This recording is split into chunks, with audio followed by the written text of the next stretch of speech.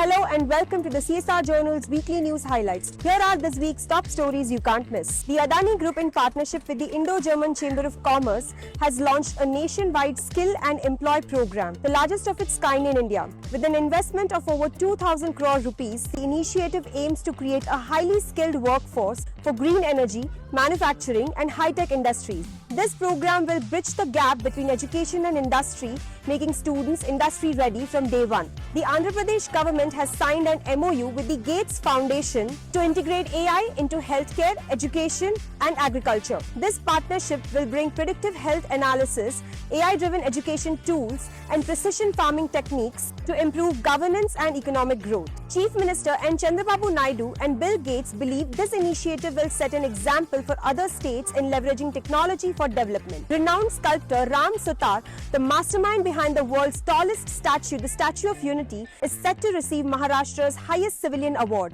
At 100 years old, he continues to create iconic works, including the upcoming Chhatrapati Shivaji Maharaj Memorial in Mumbai. His contributions to Indian art have earned him international acclaim. The Indian government has formally requested details of USAID's expenditure in India following claims that $21 million was spent to boost voter turnout. The Ministry of External Affairs is awaiting an official response from the US government as concerns grow over transparency and foreign funding. A new study warns that heart-related diseases could surge up to 3 times by 2050 due to climate change. Extreme heat is putting more strain on cardiovascular health, with researchers estimating that nearly 49,500 years of healthy life are lost annually due to heat-reduced heart conditions. Experts stress the need for immediate climate action to mitigate health risks. Thank you for watching. Stay tuned with the CSR Journal for more transformative news every week.